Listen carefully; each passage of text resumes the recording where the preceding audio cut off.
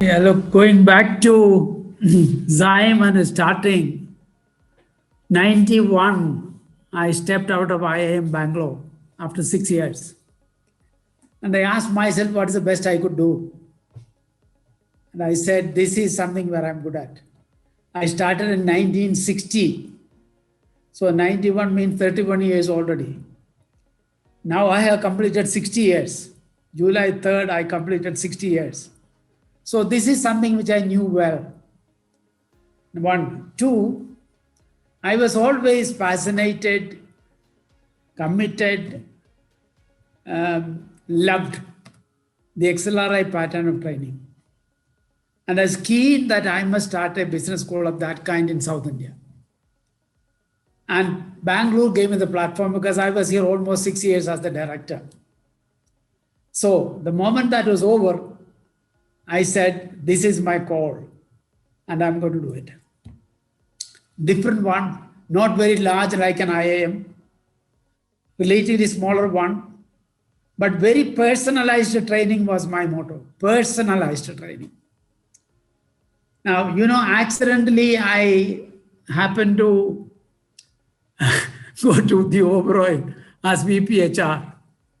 And Oberoi's famous expression is personalized care, personalized attention. I like that expression. And I said, our motto will be personalized development of the students. And that's the way I saw that institution, smaller, but very personalized, very intimate, student by student, like a family. And of course, I was very particular, this should have the best diversity possible, and we always maintain that diversity. That includes gender, about 57, 58% women. And we are proud of that. So that's the kind of school which I want to build. And from almost nothing. And God has been kind, and my friends were kind, and some of the industry is very, very good, helped us. Built the campus here in Electronic City, one of the finest locations possible, right in the midst of the thick of IT industry. It grew, succeeded, but when we came to 180, I said, no, I'm not going to grow beyond 180. Because I always believed I should be able to put our arms around, not too big. So we stopped at 180 and then said, okay, let's have one in Kochi with 120. When Kochi has moved up, then we said, all right, it's time to move to Madras. So we started Madras. 3, and there we stopped. We thought we will consolidate. Well, consolidate is this, not to expand, but intensify our effort in students' development. And that is especially about XIME. And the journey has been very, very difficult in the first few years because we had no money. And we had decided in no case we will accept 1 rupee as donation from the student or his father. We never. And we also believed all admissions will be on merit, and we are committed to it all these years. When somebody asked me about, okay, now how about all, I said, this wall has no blood of a student. We never took 1 rupee as bribe. Everyone from all parts, whether it is Kashmir or Kanyakumari or Ahmedabad or Ambala or what, everyone came on merit, and that gives me great satisfaction. A number of key observers or students of technology, economic development, industrial progress, etc., said, if you want to predict what is going to happen, 10 years, what's going to happen? They always said, look back 10 years and see what really has happened, and you can project it. Likewise, we look back as to what has happened in the last 10 years. What are the kind of changes that has happened? It was there was no revolution, except for the COVID thing that came in. There was no revolution. It was almost incremental growth, incremental, not quantum. So we are in the traditional areas, all that marketing, finance, HR, operations kind of thing. We added analytics. This is one came up strongly. Next year, we are adding international business. Then we also hope to have a separate PGDM for HR, like XLR. So in other words, our recent addition was analytics, a full specialization with number of electives in that area. One. Number two, we intend to introduce international business. We are very strong in that, international business. These are the two additions as specializations. Otherwise, it's all traditional. Marketing, finance, HR, that and the other operations kind. Yes, we are pretty advanced. We don't want to do in terms of simple fancy to add kind of things. We would like to stay closer to the ground reality. We are in a 4.25 acre land in Electronic City. We have 1.65 lakhs square feet built up area for 360 students. Per student, this will be one of the finest in the country. 1.65 square feet built up area for 360 students. And the total thing is residential. No student can stay outside. It is totally residential, right? So we have 4.25 acres of land. We are not in half an acre or something. It's pretty spread out, football ground, basketball, tennis court, all that things are there. It is total. Okay. Now we were in an IRF in the first year at 30, and the second year was some 50 or 75. Then we gone out because honestly, a lot of universities came up. It's not the typical, if you look at NIRF, they are not the typical business schools. If there is typical business schools, and if you can tell them, now you make business schools to compete, and not integrated universities coming and competing, showing up a lot of common things, and then you get carried away. Take business school to business school, apple to apple, we'll be there. Let me say we go by one of the tests, and we have 75 quotas. I'll tell you again, that's a kind of our ethical thing. We can keep that open without announcing and later say our cutoff is 80. And a lot of boys get cut off without any scope of coming here. And we got the 1,500 rupees. We said no. We say our cutoff is 75. If you are above that, only apply. And everyone who applies, we call him, because he satisfies our minimum requirements. Many other places, they don't announce the cutoff at the beginning, and hundreds and thousands are cut off with no way to come back to us. So we announced that one cutoff. And the second one is, after all, even today, although we are in India and we Hindi and local languages, English is the business language, so we look at very carefully his communication ability.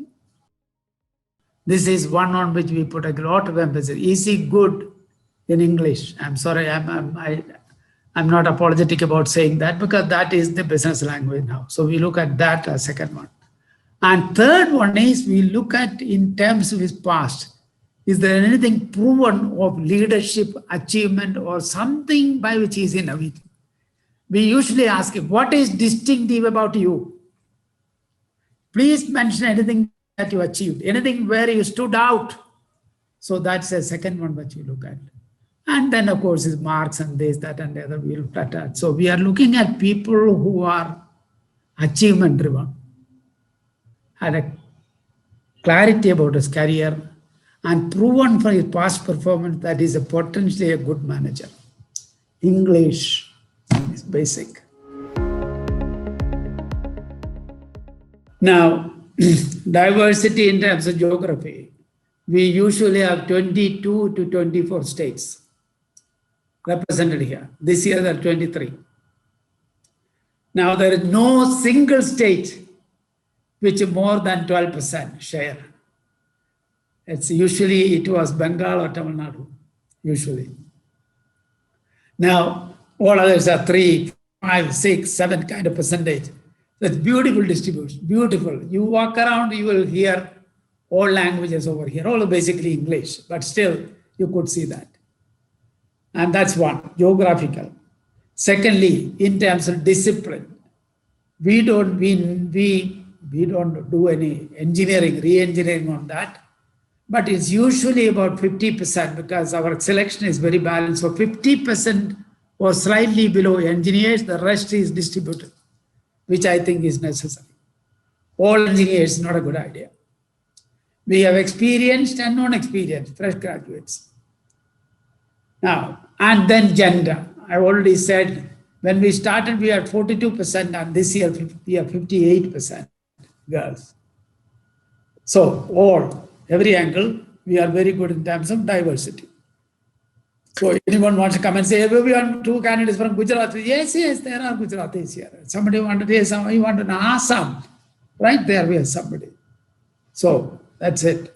And we have an engineer there, we have a BCom here, we have BBA there, we have VC here, we have pharma here. Right. All are there.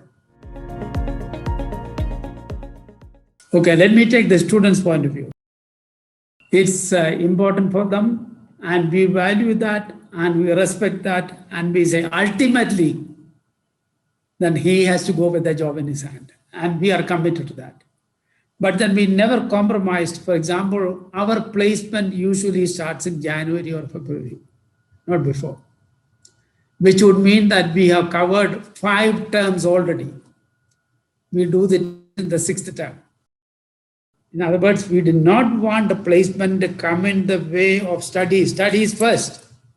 And we say, it's like the Greyhound, you say, go Greyhound and leave the driving to us. So I tell them, you do your studies, job will come to you.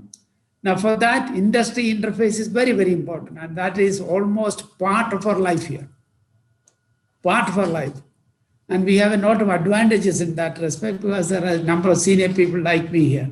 Not only me, there are several people here.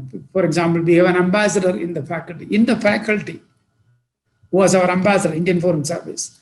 We have a chief secretary here in our faculty here. We have people who held a director's position in personnel or operations or whatever. We have any number of senior people who have huge industry, massive industry connection. That's one of our advantages. And I am all for industry-related industry connection or industry interaction, or whatever name that you call it. It's a must and must be strong. And we are.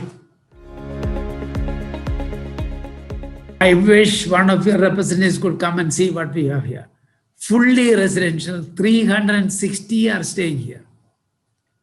And they have separate, of course, girls' hostel has its own dining room, and men's has their own. They live separately. We have 2 pieces. So in one piece, the boys come, and the other piece, the girls come. If usually at the beginning of the year, a lot of mothers come here to check whether the girls are safe. They look at it and say, yeah, this is the best place, absolute safe, women. So they are one piece and the boys are on the other side. I mean, I'm not saying that it's anything bad for them to come together, but there are separate hostel, separate halves, 2 halves, and they have their own dining facilities, but everyone is here. Not one is allowed to come from outside. Absolutely, I have no doubt. I have no doubt. For example, IIM Bangalore, if you look at, compared to IIM Bodhgaya, or IIM Kashipur, look, location is, in marketing, they learn location. That's an important aspect. And particularly when you're surrounded by industry, for example, we are right around, we are in an ocean of IT industry. You walk out, it's IT. It is that culture that they live through. And so we can easily get any number of industry leaders to come in here, to speaking to them. They smell the air, they breathe the air of industry over here. And we have friends all around. So location, particularly an industrial city, has a great advantage. And Bangalore, we have that advantage here. In Chennai, we are in Oragadam, which is the manufacturing hub of Tamil Nadu. And Kochi and Kalamasheri, again, the industrial part of Kochi. So we have an excellent location, and that matters to students. And I think we have prime locations at all the 3 places.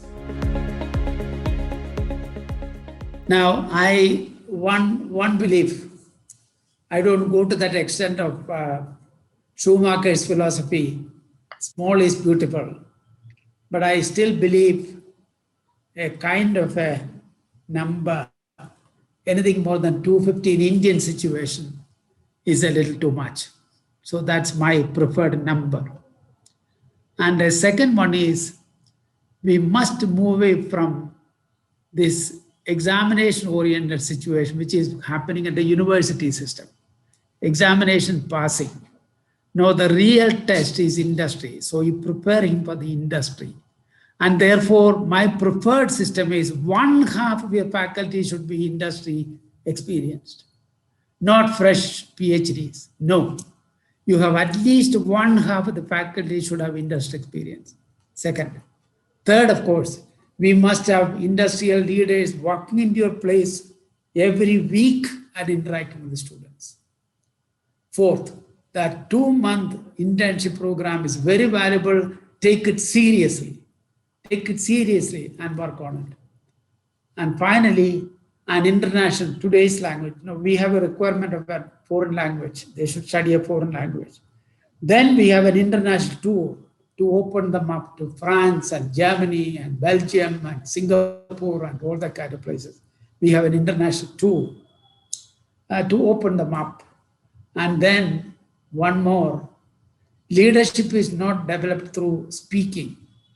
Leadership is through practice. We make it honestly I'm telling you, that we give any number of opportunities for them to manage events. By doing that, they develop leadership abilities. So this place is reverberating with activities with the students do. That's the way to develop leadership.